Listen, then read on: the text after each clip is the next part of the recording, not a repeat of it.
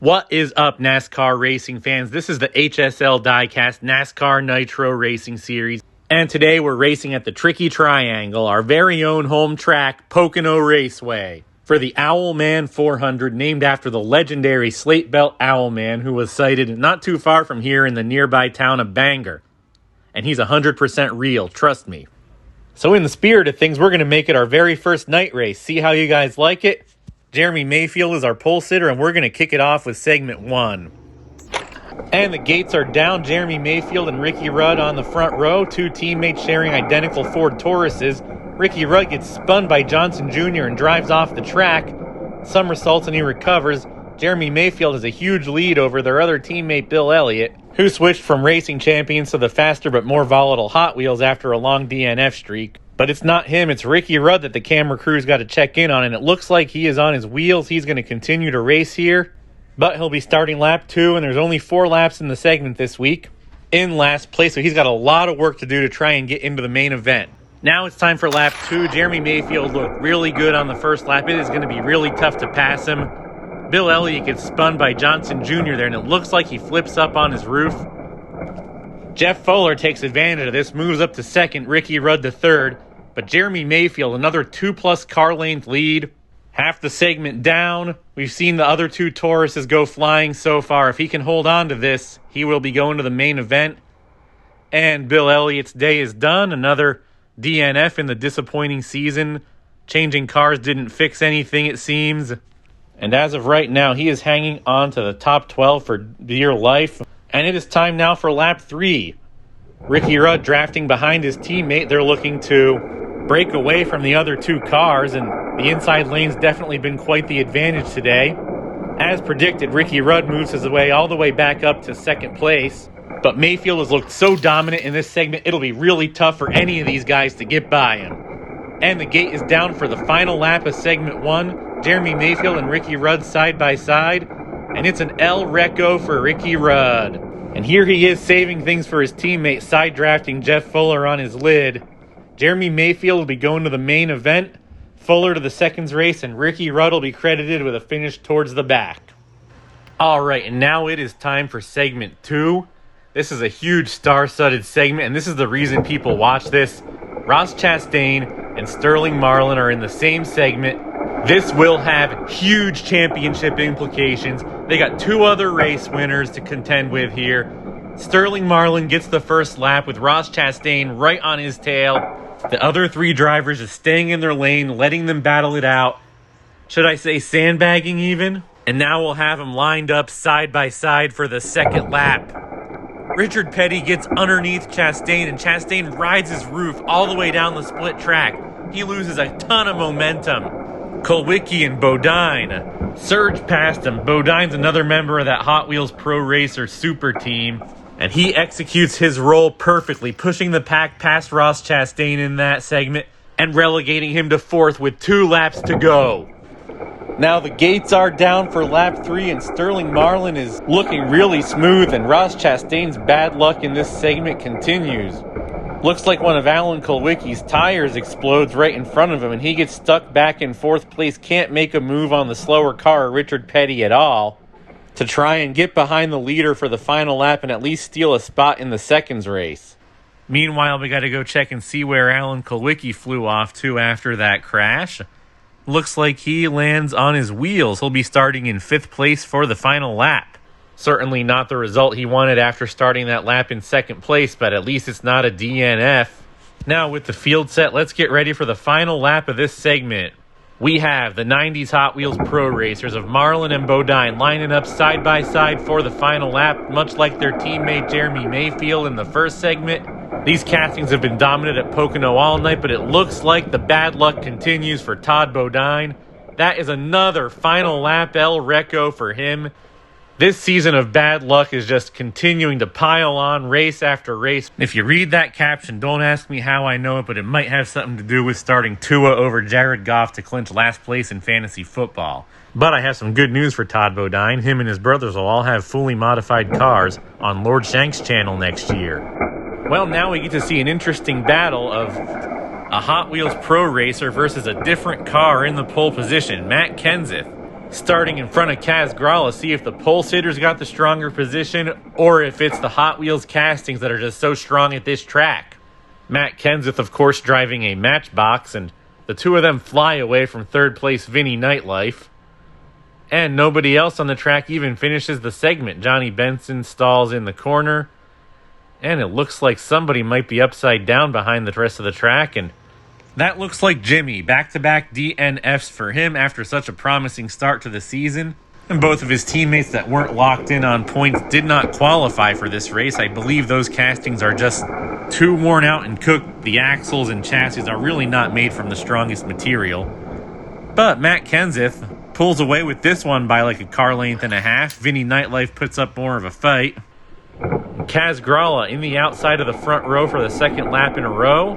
This is the tightest pack racing that we've seen all day, and Kaz Grala gets squeezed off the track. He is spinning and somersaulting, and thankfully for him, looks to have landed on his wheels.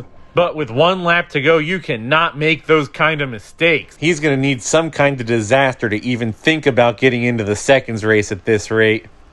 And now it is time for the final lap of this segment. After a quick gate exit, Johnny Benson finally gets some momentum on his side as Kaz Grala's day goes from bad to worse.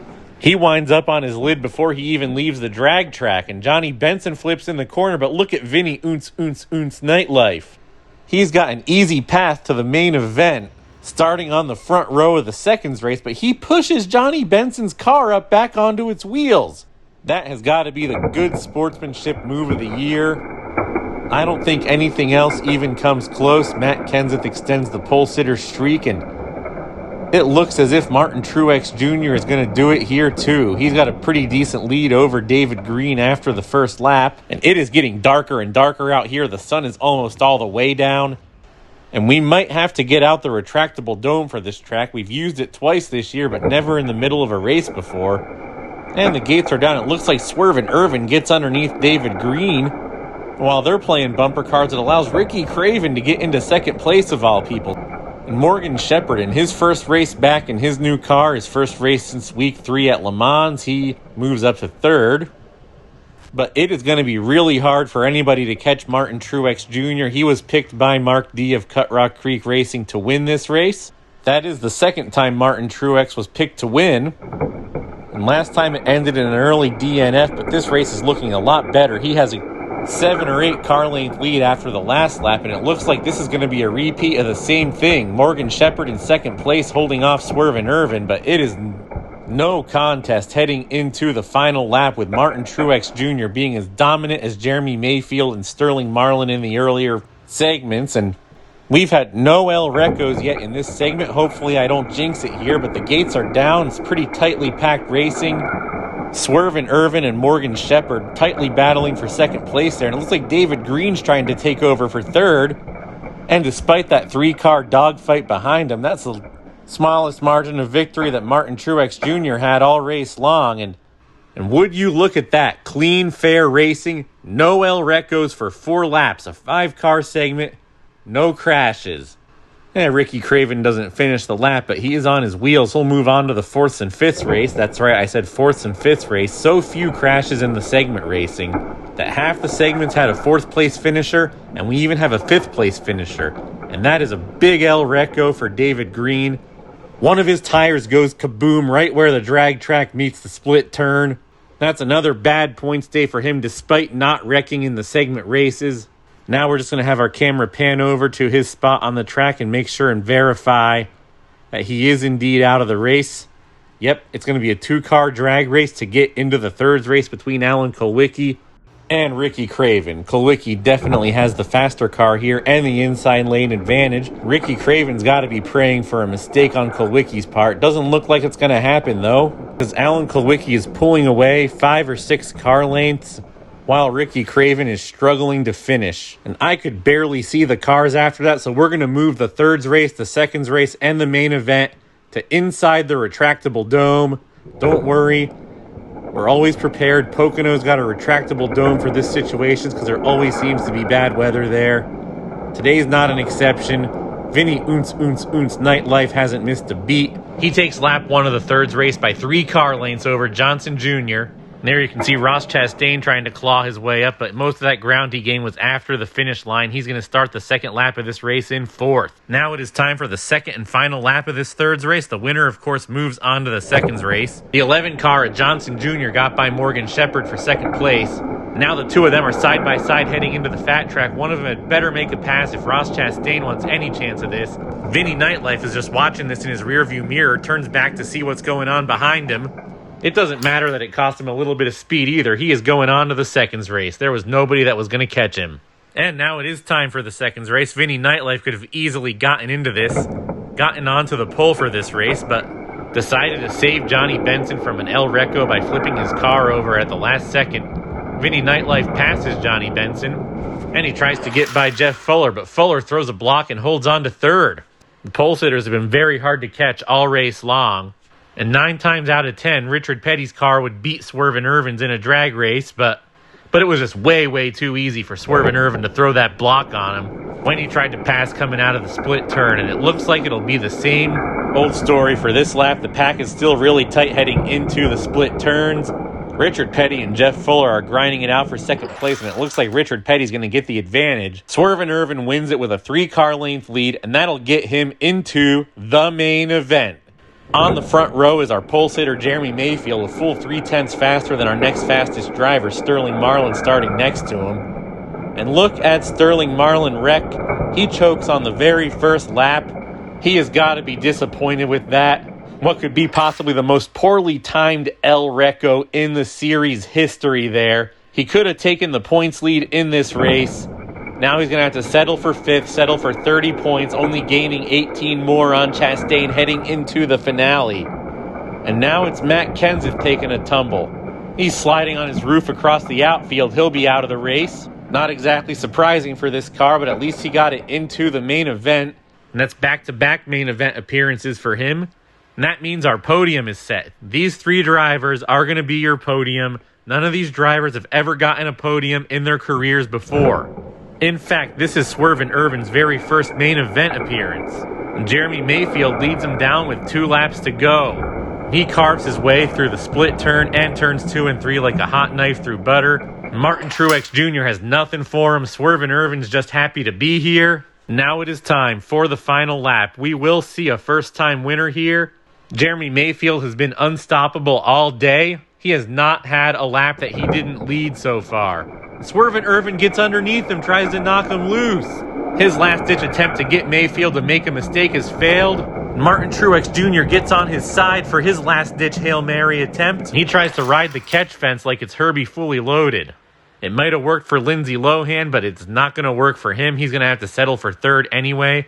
This is your podium. 3 guys that never got a podium in the NASCAR Nitro Series before. And Jeremy Mayfield finally gets his first career victory after it looked like his season was over. Had a couple of close calls in the middle of the season. Had a couple of near wins. He finally gets his first career NASCAR Nitro Series victory. He's actually dominant at Pocono in real life. This was one of his best tracks in the Winston Cup Series. And just a reminder, if you're enjoying watching these races, if you like to customize Hot Wheels, if you like to paint cars, customize them for speed, you can see your cars on my channel. You can see your cars potentially on the podium. You can register your cars for Season 2 of the NASCAR Nitro Series. Let me know if the car is going to be a stock or a mod. And a reminder to send your cars to HSL Diecast, P.O. Box 7, Wind Gap, Pennsylvania, 18091.